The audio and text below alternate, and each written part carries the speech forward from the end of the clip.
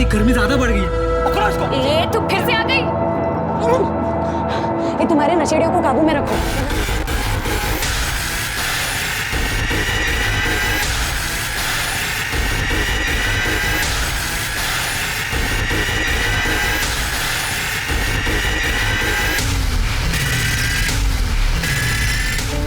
हाँ आई, थोड़ा आज लेट हो गया। एक्चुअली काम थोड़ा ज्यादा है, मैं जल्दी खत्म करके आती हूँ।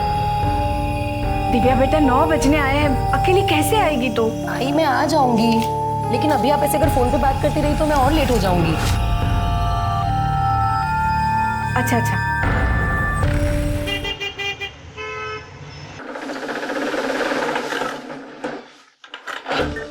मधु। हाँ दीदी। आज लेट हो गया ना? हाँ। और काम भी खत्म नहीं हुआ। हाँ दीदी, पर कल थोड़ा जल्दी आकर कर लेंगे। चलो चलो अभी जाओ। दादा आप भी जाओ, कल सुबह की कल सुबह देखेंगे, ठीक है? गुड नाइट दीदी। Good night.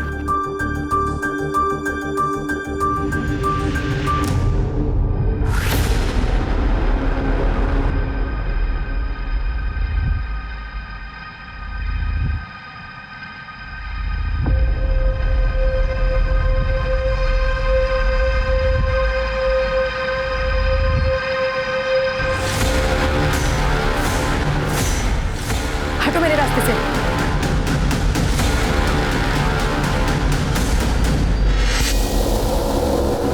इतनी जल्दी में कहाँ जा रही? आज मौका मिला। अब रोक ही रही हो?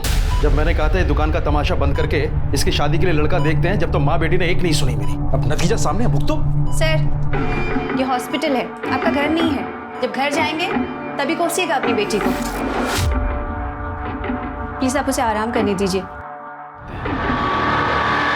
अभी रिपोर्ट लिखा था। बताओ किसने हमला किया था आपके ऊपर? सर वो शबनम और उसकी बेटी इशरत अपने गुंडे प्रहलाद के साथ मिलकर मुझ पर हमला किया था। इतनी जल्दी में कहाँ जा रही? आज मौका मिला है। चल चल पकड़ इसको। चल। क्यों हमला किया था तुम्हारे ऊपर? सर वहाँ मेरी शॉप के पास ही शबनम रहती है, वहाँ वो ड्रग्स का बिजनेस करती है, तो मैंने पुलिस में जाके कंप्लेन कर दी थी। ये एप्लीकेशन FIR के लिए। शिवाजी नगर के एरिया में हमला हुआ था। एक मिनट रुकिए आप, मैं अभी आता हूँ।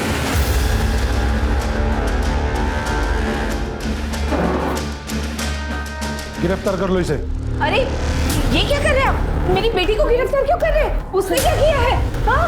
आपके बेटी के खिलाफ शबनम और इशरत के ऊपर जानलेवा हमला करने के साथ साथ शांति भंग और दंगा भड़काने की कोशिश की FIR दर्ज है। हम तो पिछले हफ्ते से इसे ढूंढ रहे हैं, मगर ये हॉस्पिटल में जाके छुप कर बैठी। लेके जाओ इसे। अरे सर ये आप क्या कर रहे हैं? अरे उसकी हालत तो देखी, ठीक से खड़ा भी नहीं रहा जा सकता उससे, और आप कह रहे हैं कि उसने दंगा भड़काने की कोशिश की। रिपोर्ट दर्ज हुई है तो गिरफ्तार तो करना ही होगा। साहब ये सब शबनम और इज्जत की साजिश है, मेरी बेटी के खिलाफ उसने कुछ नहीं किया। देखिए कौन क्या साजिश कर रहा है वो हम देख लेंगे।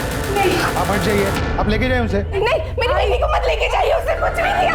प्लीज प्लीज सर, दिव्या साहब मेरी बेटी ने कुछ नहीं किया, उसे छोड़ दीजिए, उसे गिरफ्तार मत कीजिए। मैं पैर पड़ती हूँ आपके साथ, मेरी बेटी ने कुछ नहीं किया। साहब मेरी बेटी ने कुछ नहीं किया। लगता है एक बार की पिटाई से तुझे समझ नहीं आया, दोबारा पीटना पड़ेगा। नहीं नहीं मुझे कुछ मत करना, नहीं प्लीज मुझे छोड़ दो, मैं कुछ नहीं करूंगी, प्लीज छोड़ दो मुझे। चुप कर। कौन मारा तुझे? कोई नहीं यहाँ पे, चुपचाप से सो जा। सोने भी नहीं देती।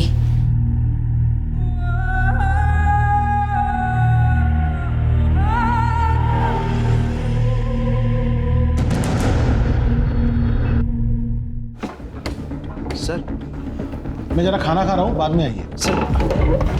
सर एक रिक्वेस्ट थी दिव्या के बारे में। उसे रिहा कर दीजिए सर, उसकी तबीयत ठीक नहीं है। ऐसे कैसे रिहा कर दूं मैं उसको? FIR है उसके खिलाफ। अब कोर्ट ही फैसला करेगा कि उसको रोकना है या छोड़ना है। सब कोर्ट को ही फैसला लेना है तो शबनम इशरत और उसके आदमियों के खिलाफ हमारा भी FIR लिखिए।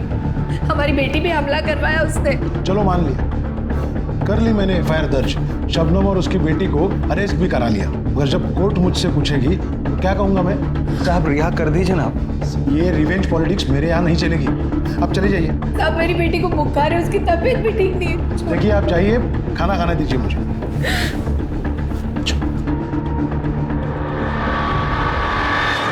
क्या हुआ? घर में फिर से झगड़ा हुआ क्या माँ से?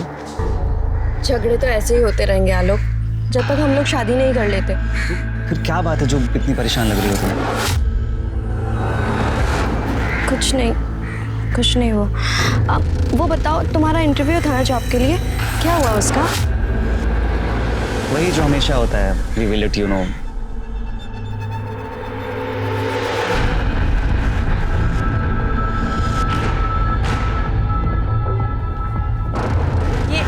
ये क्या कर रहा है यहाँ पर? पहले तू बता कि तू आलोक के साथ क्या कर रही थी? आपने जासूस को छोड़ता रखा है मेरे पीछे, फिर इसने नहीं बताया कि मैं क्या कर रही थी वहाँ पर? बड़ी गलती की मैंने तुझे शहर ला के। कम से कम तू अपने मरे हुए बाप की तो इज्जत कर। उस गैर बिरादरी आलोक के साथ तू शादी करने की सोच रही है? अच्छा, आलोक से शादी करूंगी तो पापा की इज्जत कम हो जाएगी, और इस प्रतीक से शादी करूंगी तो इज्जत बढ़ जाएगी क्या? माँ, आप साफ साफ क्यों नहीं कहती हो कि प्रतीक से शादी करने में आप ही का फायदा है? क्यों? पैसे मिलेंगे ना आपको? तो क्या गलत सोच रही है तेरी माँ? शादी होने वाली है हमारी।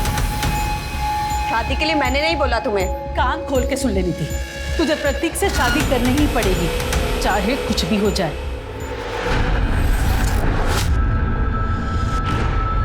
नीति,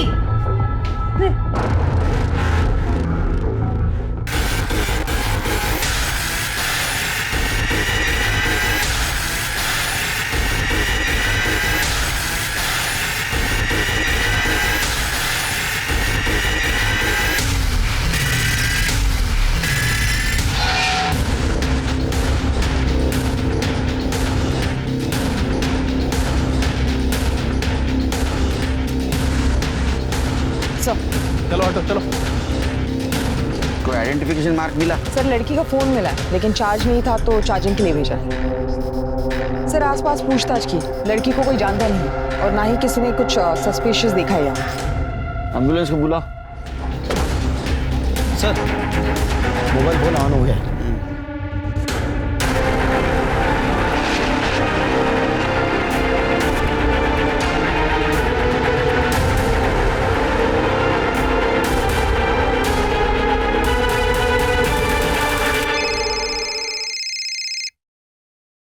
हेलो नीति। कौन बोल रहा है? आप कौन बोल रहे हैं? मैं इंस्पेक्टर सुनील केलकर बोल रहा हूँ। आप कौन बोल रहे हैं? सर मैं आलोक शर्मा बोल रहा हूँ, लेकिन ये नंबर तो नीति का है। आप उसके फ़ोन से फ़ोन क्यों कर रहे हैं? नीति? कौन नीति? सर मेरी फ्रेंड है, लेकिन हुआ क्या है? उसके फैमिली को इन्फॉर्म करना है, उसके घर का एड्रेस दो और तुम्हारा भी एड्रेस दो। जयराम उसकी माँ का। आप एड्रेस लिखिए।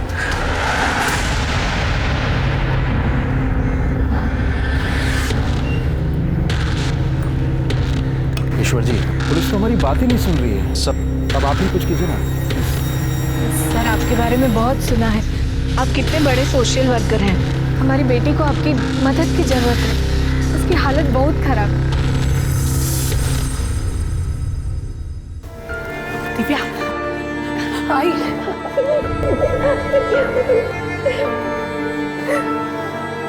तो ठीक है ना? हाँ? अब बुखार भी नहीं है। हाय ये कौन है? कहीं से शबनम ने तो नहीं भेजा है मुझे मारने के लिए? नहीं बेटा नहीं। देखो बेटा, मुझे यहाँ किसी ने नहीं भेजा है, मैं तुम्हारी मदद करने के लिए आया हूँ। बेटा ये ईश्वर जी हैं, हमारी मदद करने आए हैं, तुम्हें जेल से बाहर निकालते हैं। दिव्या बेटा, मेरी बात ध्यान से सुनो। अगर तुम मुझे फिर से एक बार बता सको कि क्या हुआ था उस रात, तो भाई ज्यादा अच्छे से तुम्हारे केस को समझ पाऊंगा। सर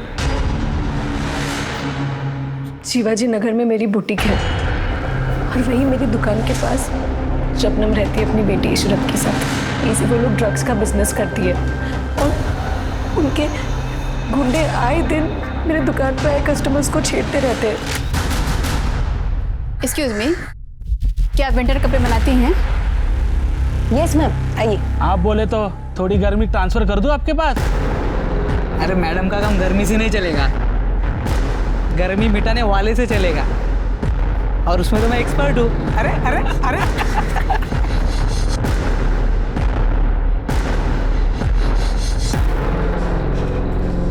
क्या बात है मैडम, इतने जल्दी गर्मी मिटाने के लिए आ गई? लगता है ठंड बहुत बढ़ गई है। मिटा दो गर्मी। इसकी गर्मी ज्यादा बढ़ गई है। पकड़ो इसको। ये तू फिर से आ गई। ये तुम्हारे नशेड़ियों को काबू में रखो, वरना अच्छा नहीं होगा। आज फिर मेरी कस्टमर को छेड़ा इन्होंने। ये अपना रोना धोना ना कहीं और जाकर कर। हमने बोला था यहाँ दुकान खोलने को, जो हमसे आके शिकायत कर रही है। ये एरिया तुम्हारा नहीं है जो हर एक काम तुमको पूछ के करूं। अगर नहीं सुधरे ना तो पुलिस में जाके तुम सबकी कंप्लेंट करूंगी। पुलिस में जाएगी? हाँ जाऊंगी। और ये तुम्हारा जो काला धंधा है ना, इसका काला चिट्टा पुलिस को पता के रहूंगी। देख लो भाई लोग, पुलिस में जाने का बोल रही है, तुम सबको जेल में भिजवाएगी। इसका क्या करना है देख लो तुम लोग। उसके पास जाएगी? हाँ, पुलिस के पास जाएगी। हाँ, पुलिस के पास जाएगी। छोड़ो उसे, पीछे पीछे। और तू आज आई तो आई, आज के बाद इधर दिखना भी मत। हर बार तुझे बचाने नहीं आऊंगी मैं। चल यहाँ से। किसी तरह से मैं भागी वहां से। मुझे अपनी दुकान को बचाना था, इसलिए मैंने जाके पुलिस में कंप्लेन की। पुलिस भी पूछताछ का बहाना करके वहां से लौट आई। फिर मुझे सबक सिखाने के लिए शबनम ने उसकी बेटी इशरत और प्रहलाद के साथ मिलकर मुझ पर अटैक करवाया। मेरे खिलाफ झूठा केस दर्ज करवाया उन लोगों ने, ताकि मैं टूट जाऊं, अपनी जुबान बंद रखूं, उनके बारे में किसी को कुछ ना बताऊं। पुलिस भी इन सब में शामिल है। मैंने कुछ भी नहीं किया है, मैंने कुछ भी नहीं किया है, मैंने कुछ भी नहीं किया। करो मेरी वो झूठ बोल रही है।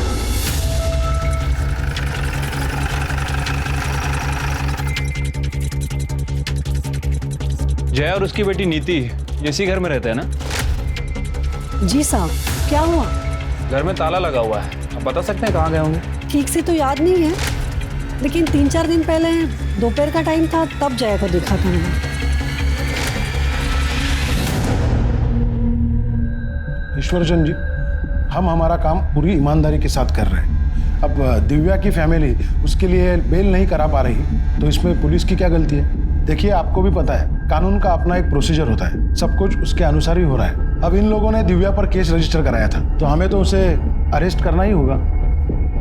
वो सब तो मैं जानता हूँ इंस्पेक्टर साहब, और प्रोसीजर भी मुझे पता है, मगर जिस कानून की आप बात कर रहे हैं उसी कानून के हिसाब से बताइए कि दंगे करने के लिए किसी एक औरत को ही आरोपी बनाकर जेल में कैसे भेजा जा सकता है, जबकि एक पार्टी जेल के अंदर है और दूसरी बाहर आज़ाद घूम रही है। और हाँ, आपने तो इन लोगों के खिलाफ कोई केस तक दर्ज नहीं करवाया। क्योंकि कोई केस था ही नहीं। हाँ, मैं मानती हूँ इशरत और दिव्या का झगड़ा हुआ था, लेकिन वैसे नहीं जैसे दिव्या ने आपको बताया।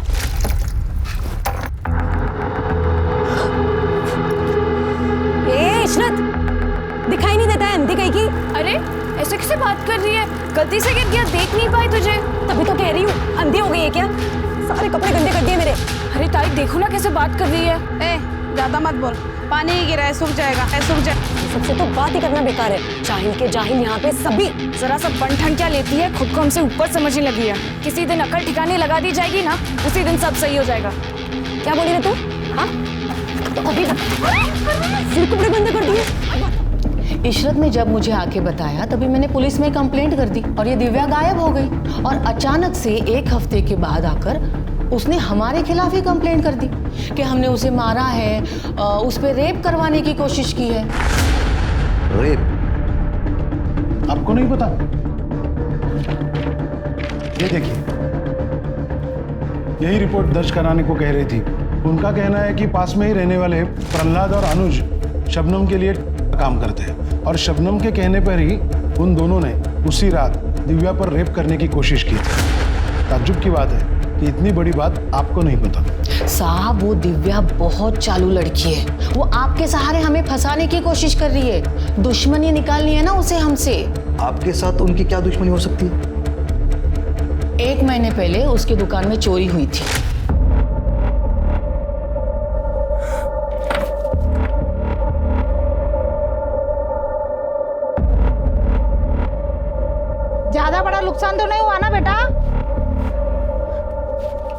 बंद करो ये ड्रामा। मैं ये बात अच्छे से जानती हूँ, इस मोहल्ले के लोगों की हरकत है ये, सबके सब एक जैसे हो। मेरी दुकान बहुत चुभती है ना तुम लोगों को, इसलिए चोरी करवा दी। अरे भैया देखो, भलाई का तो जमाना ही नहीं रहा। कोई तुमसे तुम्हारा हाल पूछ रहा है और उल्टा तुम उसी पर दोष डाल रही हो। तो क्या तुम पर डालूं? कहीं ये चोरी तुमने तो नहीं करवाई? बहुत बुरा लग रहा है तुम्हें। ए, जबान संभाल के, अम्मी है वो मेरी। इशरत चल यहाँ से, हमें रोकने की कोई भी जरूरत नहीं है। इशरत एफआईआर देखिए, आप ये एफआईआर की कॉपी देखिए। दिव्या ने उस चोरी में भी हमें नामजद किया था ताकि हमें जेल हो सके, लेकिन वो कामयाब नहीं हो पाई, इसीलिए उसने दूसरी साजिश रची जिससे हम जेल पहुंच जाए।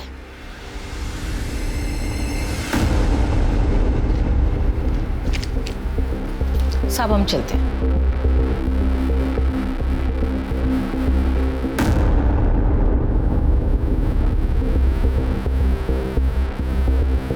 ईश्वरचंद जी, माँ बेटी दोनों मिलकर घुमा रहे हैं पूरे मामले को। आपसे कुछ कह रही है और पुलिस से कुछ और।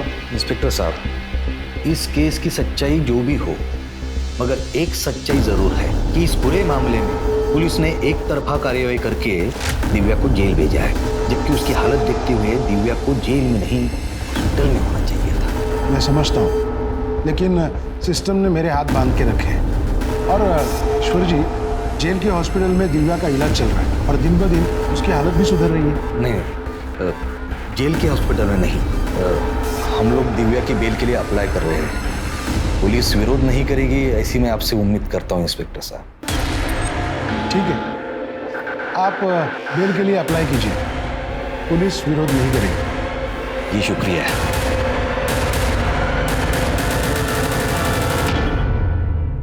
मतलब रेप नहीं हुआ था तुम्हारा, यही कह रही हो ना? जी सर। ये बात तुमने पुलिस को बताई और मुझे क्यों नहीं बताया? सर, सब कुछ इतना जल्दी जल्दी हुआ कि कुछ भी याद रखना मुश्किल हो रहा था। मुझे कुछ समझ में ही नहीं आ रहा था मेरे साथ क्या हो रहा है। शायद इसलिए मैं आपको बताना भूल गई, मगर ऐसा नहीं है कि उन्होंने रेप करने की कोशिश नहीं की। देखो दिव्या, मैं तुम्हारी मदद करना चाहता हूँ, मगर इसके लिए तुम्हें मुझे सब कुछ बताना होगा, वो भी सच सच और शुरू से। जब मैंने आपको सब कुछ बताया वो सच ही है। नहीं, अभी पूरा सच नहीं बताया। शबनम के साथ जो तुम्हारी दुश्मनी है, जिसके खिलाफ तुमने चोरी की एफआईआर तक दर्ज करवाई थी। सर, वो तो पुरानी बात थी, उसका इस सब से क्या लेना देना? पुरानी बात होगी, पर शबनम तो कहती है कि तुम उससे अपनी दुश्मनी निकालना चाहती हो। सर, वो झूठ बोल रही है। वो और उसके आदमी मुझे परेशान करते थे। मेरी दुकान में भी चोरी उन्होंने करवाई ताकि मैं दुकान बंद करके वहां से भाग जाऊं। लेकिन पुलिस की जांच में तो ऐसा कुछ नहीं निकला। कि सर, पुलिस बिक चुकी है, शबनम ने खरीद लिया है उन लोगों को। सर, मैं आपसे सच बोल रही हूँ, झूठ नहीं बोल रही हूँ, उसकी बात पर यकीन मत करो। ये मामला तो ठंडा होने की जगह और भी गर्म होते जा रहा है। तुम कहो तो ठंडा कर देता हूँ। ये टाइम नहीं है इस चीज का। सर, मैं नीति से प्यार करता था, ये बात सच है, लेकिन उसका मर्डर किसने किया, उसकी माँ कहाँ गई, मुझे इसके बारे में कुछ नहीं पता सर। तुम इतना अगर प्यार करते थे उससे तो 4 दिन से ना तो तुमने उसको कॉल किया ना तो उसका तुम्हें कॉल आया, ऐसा कैसा प्यार? सर, पिछले 4 दिन से उसका फोन बंद आ रहा था। मैंने उसे कई बार फोन ट्राई किया, फिर मुझे लगा कि उसकी माँ ने फोन छीन लिया होगा लड़ाई झगड़े की वजह से। लड़ाई कौन सा? 4 दिन पहले मेरा झगड़ा हुआ था कुछ लोगों से। हटना जरा थोड़ा। देख नहीं रहा तुझे, बैठे हुए। भाई मुझे गाड़ी से सामान निकालना, आप उठ जाओ यहाँ से। और वैसे भी गाड़ी पे बैठने की जगह नहीं है। तो तू ही बता कहाँ जाकर बैठे। अरे भाई यहाँ से चले जाओ, आप कहीं भी बैठो, मुझे क्या करना है? बड़ा एटीट्यूड है तुझमें, है? निकलना पड़ेगा। छोड़ो, छोड़ो से। हेलो साले, यहाँ हमारी गुंडाई चलती है, नया गुंडा बनने की कोशिश मत करना, समझा? हेलो। नीति को लगा कि जिन लोगों ने मुझ पे हमला किया था उसकी माँ जया और प्रतीक के कहने पे किया था, ताकि हम दोनों एक दूसरे से मिल ना पाए। प्रतीक कौन है? सर, जया उसकी माँ नीति की शादी प्रतीक से करवाना चाहती थी। नीति प्रतीक को पसंद नहीं करती थी। मेरी अलग कास्ट होने की वजह से उसकी माँ जया मुझे पसंद नहीं करती थी। इसी बात को लेकर उसकी माँ और नीति के बीच झगड़ा चल रहा था। नीति उस दिन मुझसे मिल के गई थी, बस उसके बाद से उसका फ़ोन बंद आ रहा था। ये जया कहाँ गई होगी पता है? सर, मुझे कुछ नहीं पता है, लेकिन जया का गाँव बनारस में है और नीति बोल रही थी कि उसकी माँ गाँव जाने वाली थी।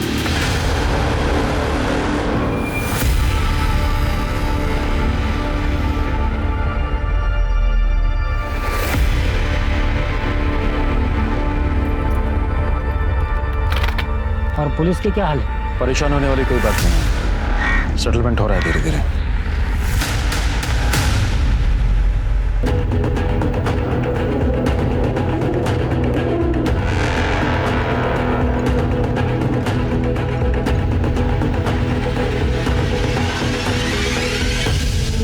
आप एक जिम्मेदार आदमी है ईश्वर चंद जी, और इसीलिए केस से जुड़ी हर एक बात मैंने आपको बताई थी, मगर आप तो मीडिया में चले गए। इंस्पेक्टर साहब, मैं मेरी जिम्मेदारी बखूबी जानता हूँ, इसीलिए मैंने प्रेस को भी वही बताया जो सच है, जो दिव्या के साथ हुआ है। और हाँ, किसी भी तरीके का कोई प्रोपेगेंडा नहीं है, बस न्याय की मांग उतनी आप पूरी कर दीजिए। आखिर यही तो काम है ना आपका, पीड़ितों को न्याय दिलाना। जी हाँ, यही काम है मेरा, लेकिन मीडिया में जाके आपने सही नहीं किया। पुलिस आपकी केस की जांच कर रही है, मैं पर्सनली सुपरवाइज कर रहा हूँ आपके केस में। आप कल आइए, कल बात करते हैं।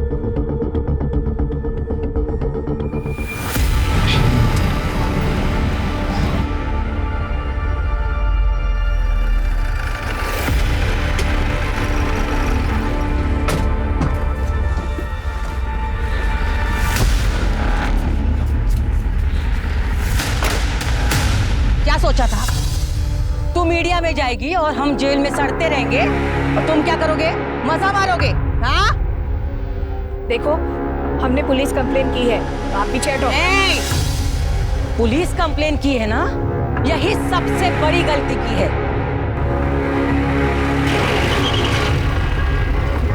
चल बेटा अंदर, अंदर चल। आजा बेटा, अंदर। ये क्या नया तमाशा है तुम दोनों का, जो पेपर में खबर छपी है इसकी? ये ले, पढ़ी से। बाबा, वो शबनम और प्रहलाद अभी। चुप, एक शब्द नहीं सुनना है तेरे मुंह से। और तू, एक पैसे की अकल नहीं है क्या तेरे में? है? तेरी बेटी की ऐसी उल्टी सीधी खबरें छपेगी अखबारों में तो कौन शादी करेगा इससे? हाँ, मगर वो लोग हमारी दिव्या। अरे छोड़ दे सबको। तुझे पता है कितने खतरनाक लोग हैं वो? हैं? पहली बार इसका रेप नहीं कर पाए, इस बार अगर इसका रेप कर दिया या इसके ऊपर एसिड डाल दिया तो क्या करेगी? दिव्या, हम इतने बड़े लोग नहीं हैं कि उनसे मुकाबला कर सके। जो हुआ उसे भूल जाओ। नहीं भूल सकती बाबा, और ना ही मैं ये केस वापस लूंगी। भाई, अब से आपको मेरे साथ आने की जरूरत नहीं है।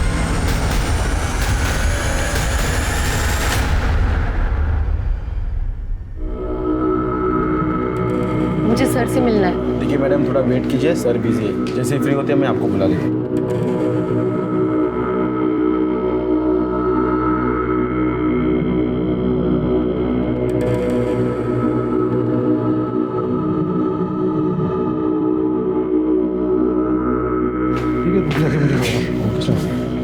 अरे तुम अभी तक यही बैठे हो? मेरे दिमाग से ही निकल गया था। तुम्हारे केस की छानबीन चालू है, मगर अभी तक कुछ मिला नहीं। सर, वो शबनम और इशरत को आपने अरेस्ट किया था, लेकिन वो लोग तो जेल से बाहर है। उन्होंने बेल ले ली, जैसे तुमने ली थी। लेकिन सर, वो लोग मुझे और मेरी माँ को धमकाने आए थे। प्लीज आप उन लोग को अरेस्ट कर लीजिए। यही बात शबनम और उसकी बेटी हमसे कह रही है कि तुम और तुम्हारी माँ उसके पीछे पड़े। अब अगर हम उन्हें अरेस्ट करेंगे तो तुम्हें भी जेल जाना होगा। जाना है जेल? ठीक है, कल आना, कल आराम से बैठ के बात करेंगे इस पर। बताइए क्यों बुलाया मुझे आपने? अरे वो पूछना था, नाश्ते में तू भुर्जी खाता है ऑमलेट खाता है? मतलब? नीति के मर्डर केस के बारे में बातचीत कर रही तेरे से। तू शादी करने वाला था ना उसके साथ? शादी करने वाला था, ये तो नहीं है। उसे तो उस आलोक से शादी करनी थी, मुझसे तो बात भी नहीं करती थी। तो ऐसा तो नहीं, इस बात की खुन्नस निकालने के लिए तूने और जय ने मिलकर उसका मर्डर कर दिया? अच्छा, तो कोई सबूत है आपके पास? आपको जब भी सबूत मिलेगा ना, बुला लेना, आ जाऊंगा। सर क्या है? सर कितना बोल रहा है? एक रख के दूं क्या इसमें? 4 चम्मच शक्कर की चाय, दिमाग की बत्ती जला है। इसका बैकग्राउंड चेक किया था? हाँ सर, इसका बैकग्राउंड चेक किया था। एक लोकल नेता है, उसके लिए काम करता है, इसलिए फालतू की अकड़ भरी है इसमें। काफ़ी केस भी है इसके अगेंस्ट मारपीट के। नीति के मर्डर वाले दिन ये कहाँ था, जरा पता करो। ठीक है सर। वैसे सर ये प्रतीक और जया, इन दोनों को ही नीति और आलोक के रिश्ते से बहुत ज़्यादा प्रॉब्लम है। सर पॉसिबिलिटी है कि या इन दोनों ने ही इसका मर्डर किया या फिर किसी से करवाया है। सर आलोक सही कह रहा था। हमने बनारस में जया के गांव से पता किया। नीति के मर्डर के अगले दिन ही वो अपने गांव पहुंची। नीति के मर्डर के अगले दिन जया को क्या? क्या भाई कल्याण, इसका कल्याण करने जा रहे हो?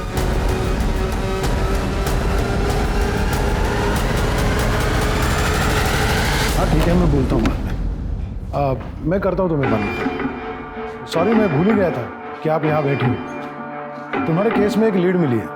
एक्चुअली उसी की छानबीन चालू है। एक काम करना, तुम कल आना, कल तक कुछ और पता चल जाएगा।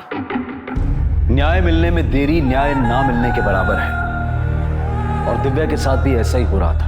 न्याय की आस ने उसे एक ऐसे अंतहीन इंतजार के चक्रव्यूह में धकेल दिया जहां न्याय तो नहीं था, पर अगर था तो सिर्फ एक लंबा इंतजार और निराशा ही निराशा। नीति अपने मर्जी से शादी करना चाहती थी, तुम्हें पसंद नहीं था, इसलिए तुमने नीति को मार दिया। नहीं सर, मैंने नीति को नहीं मारा। नीति के मर्डर वाले दिन आप गांव पे चले गए। नीति ने मुंह दिखाने लायक नहीं छोड़ा था उस आलोक के साथ रिश्ता रखकर। उस दिन जब वो घर नहीं आई तो मुझे लगा कि वो आलोक के साथ भाग गई और मोहल्ले में किसी को पता ना चले, इसलिए मैं चुपचाप गांव चली गई। नीति उस दिन घर से निकलने के बाद आलोक से मिली ही नहीं। ये सब कुछ तुमने और प्रतीक ने किया है। नहीं सर, हमने ऐसा कुछ नहीं किया। तुम दोनों के सिवा कौन दुश्मन था उसका? कौन कर सकता है ये?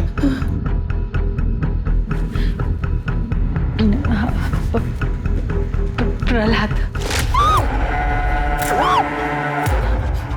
छोड़ो, पकड़, उठ। छोड़ो से, छोड़ो से। चल निकल यहाँ से, वरना सारी गांधीगिरी निकाल देंगे तेरे। चल चल चल अंदर चल, अंदर चल। मार, लेकिन ये लोग इसे मार देंगे। वो जाने और वो लड़की जाने, इन सब में हमें नहीं पड़ना। चल तू यहाँ से। एरिया का गुंडा है सर, सभी उससे बहुत डरते हैं। नीति के मर्डर से इसका क्या लेना देना? नीति बहुत परेशान थी सर, क्योंकि वो उस लड़की की मदद नहीं कर पाई। लेकिन जब नीति को ये पता चला कि पुलिस ने उस लड़की को जेल में डाला है तो बहुत परेशान हो गई। मैंने नीति को बहुत रोका, समझाया, लेकिन वो पुलिस स्टेशन में गवाही देने आ गए। पुलिस ने तो कुछ नहीं किया, लेकिन जब गुंडों को पता चला कि नीति उनके खिलाफ गवाही देने आई थी पुलिस स्टेशन में, हमारा जीना हराम कर दिया था। ये क्या कर? मैंने कहा था ना, ज्यादा समाज सेवा करना अच्छी बात नहीं है, मगर तू मानी नहीं। देखो अब हो गई ना गंदी बात बीच बाजार में। अभी भी तेरे पास समय है, गवाही देने की सोचना भी मत, वरना अगले टाइम कपड़े नहीं तू फटेगी। नीति को हर तरीके से परेशान किया कि वो गवाही न दे पाए। मैंने भी उसे बहुत रोका और नीति भी अपना मन बना रही थी कि वो गवाही से पीछे हट जाए। तब आलोक पर किसी ने हमला कर दिया तो नीति को ऐसा लगा। निकाल ली ना आप दोनों ने अपनी खुन्नस आलोक को पिटवा कर, लेकिन मैं भी पीछे नहीं हटूंगी माँ। शादी तो मैं आलोक से ही करूंगी। आपको जो करना है कर लीजिए। अब चुप। अब बात सिर्फ शादी की नहीं है, बात मेरी इज्जत की है। तुझे शादी तो मुझसे ही करनी पड़ेगी, फिर चाहे उसके लिए मुझे किसी भी हद तक जाना पड़े। इस बेशर्म को आलोक के आगे कुछ दिखाई नहीं देता। तो इससे अच्छा होता कि प्रहलाद इसे मार देता। आ गई ना दिल की बात जुबान पर माँ, तो अभी फालतू की केयर करना बंद कीजिए। अब शादी तो मैं आलोक से ही करूंगी, चाहे मैं मर जाऊंगी, और उन गुंडों के खिलाफ बयान भी दूंगी। बहुत सुन ली मैंने आपकी, अब नहीं सुनूंगी। उस रात हमारे बीच बहुत लड़ाई झगड़ा हुआ और दूसरे दिन सुबह नीति घर छोड़ के चली गई। उन गुंडों ने ही मारा है सर मेरी बेटी को। ये आलोक ने, क्योंकि वो आलोक के पास ही गई थी। किस पुलिस स्टेशन में था झगड़े का केस जहाँ नीति गवाही देने वाली थी? ये कैसी बात कर रहे हैं सर? इसी पुलिस स्टेशन में है वो केस। क्या? किसके पास? इंस्पेक्टर रवि पाटिल। तुमको मेरे केस से क्या लेना देना? मैं आया था तुम्हारे केस के बीच में, जो तुम मेरे इन्वेस्टिगेशन में टांग अड़ा रहे हो। क्या इन्वेस्टिगेशन कर रहे हो तुम? सिर्फ घुमा फिराने की बात कर रहे हो ताकि वो लड़की फ्रस्ट्रेट हो जाए और हार मान ले। तुम मेरे बॉस नहीं हो जो मैं तुम्हें सफाई दूं। अरे तुम्हारे जैसे ऑफिसर का बॉस भी नहीं बनना चाहता। अपने काम से काम रखो और मेरे मामले में मत पड़ो। हेलो, ये अब सिर्फ तुम्हारा मामला नहीं रहा, समझे ना? मेरी विक्टिम नीति तुम्हारे पास आई थी गवाही देने की। फर्जी गवाही दी थी उसने। कोई सबूत नहीं मिला हमें जो ये साबित कर सके कि उसकी गवाही सच है। तुमने कुछ सबूत ढूंढने की कोशिश ही नहीं की। नीति का मर्डर हो गया, दिव्या के आरोपी अभी भी खुलेआम बाहर घूम रहे हैं क्योंकि तुमने तुम्हारा काम ईमानदारी से नहीं किया। तुम जैसे गैर जिम्मेदार ऑफिसर की वजह से हम जैसे जिम्मेदार ऑफिसर के ऊपर लोग भरोसा नहीं करते। तो जाओ, निभाओ अपनी जिम्मेदारी, सुलझाओ केस को। मुझे लेक्चर देने की जरूरत नहीं है। करूंगा, ये सब कुछ करूंगा। मेरा केस भी सॉल्व करूंगा, दिव्या को भी न्याय दिलाऊंगा। You just wait and watch. एक पुलिस स्टेशन अपने ही थाने में दर्ज हुए 2 अलग अलग मामलों में 2 खेमों में बंट चुका था। पुलिस डिपार्टमेंट ने तुरंत ही दिव्या केस के इंचार्ज पीआई रवि सरना को केस से हटा दिया और दिव्या के केस की जांच भी नीति केस के इंचार्ज पीआई सुनील केलकर को सौंप दी गई। दिव्या, अब तक तुम्हारे साथ जो कुछ भी हुआ वो बहुत गलत हुआ है, लेकिन हम तुम्हें न्याय दिलाएंगे। सिर्फ हमारी मदद करनी होगी तुम्हें इन्वेस्टिगेशन। शिरगित,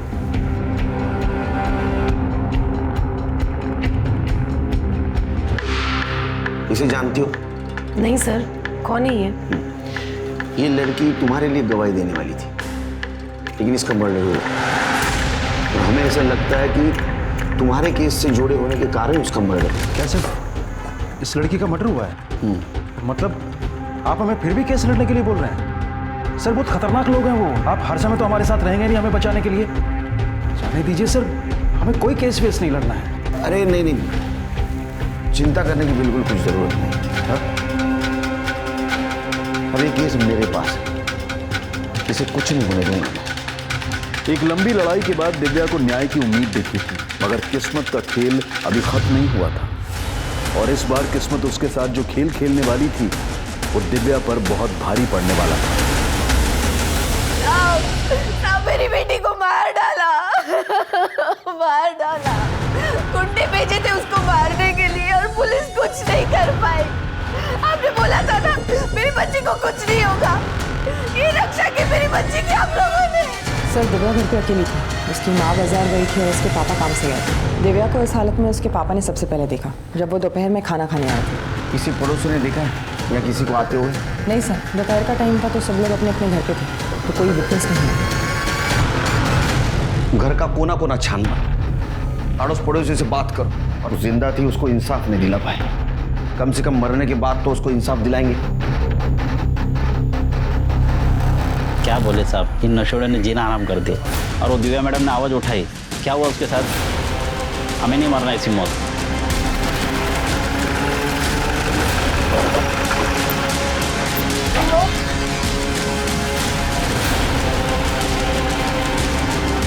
सर, अनुज और प्रहलाद घर पे नहीं है और ये बताने को तैयार नहीं वो कहा है। अंदर डालो इसे, चल। दिव्या के साथ तो मारपीट यही हुई थी, अगर बोलेगा कोई कैसे? और शबनम और उसके गुंडे सब उसे डरते, मैं भी डर गया था। ये स्टेटमेंट थाने चल के दे सकते हो? स्टेटमेंट क्या?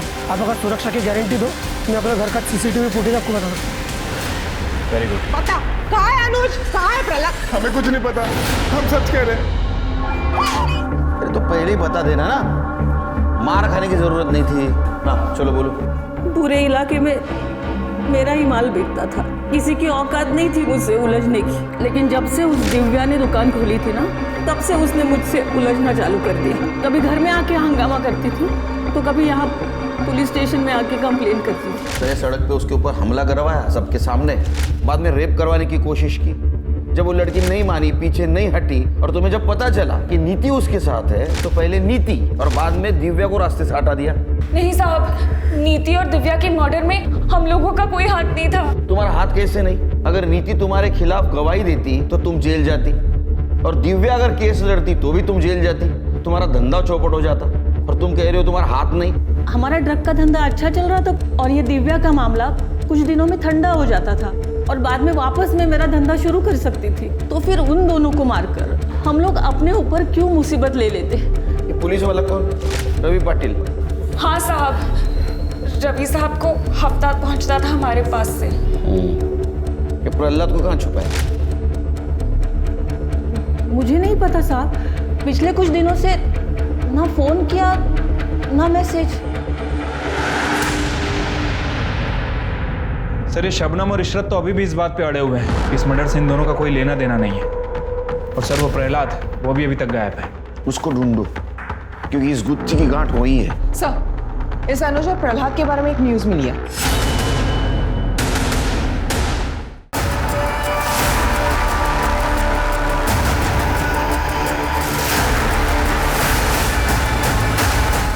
सर ये गुत्थी तो सुलझने के बजाय और उलझती जा रही है। हाँ सर, ये प्रहलाद अपना प्राइम सस्पेक्ट था और इसी का मर्डर हो गया। सर मुझे लगता है कि यहाँ कोई पार्टी वगैरह चल रही थी और जो भी इन दोनों के साथ आया वो इन्हें जानता था। पहले इन लोगों ने शराब पी और फिर मौका देखकर इन्हें मार के निकल गए। नितिन, दिव्या, प्रहलाद, अनुज, इनका कनेक्शन किसी न किसी तरह से इस से जरूर है, क्योंकि पहले नितिन, बाद में दिव्या, अब ये दोनों। मतलब ये जो कातिल है ये अपने खिलाफ जितने भी सबूत है सब मिटा दे जा रहा है। ये हत्याकांड की जड़ें इस रैकेट से जरूर जुड़ी है। इसको खोदो, कातिल यही मिलेगा।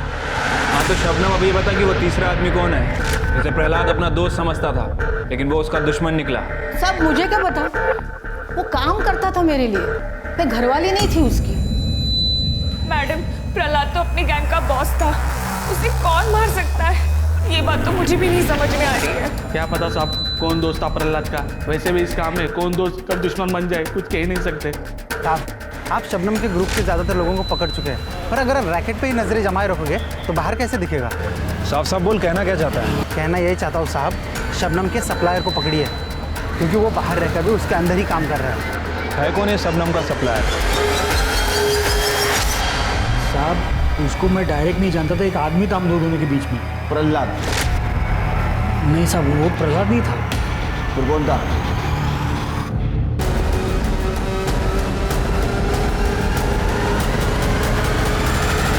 दीपक भाई, अभी माल नहीं उठा पाऊंगा। पुलिस नजरें गड़ाए बैठी है चारों तरफ और शबनम भी जेल में है। मामला ठंडा पड़ते ही शबनम बाहर आ जाएगी, उसके बाद ही मेरी सप्लाई तो मैं शुरू करूंगा।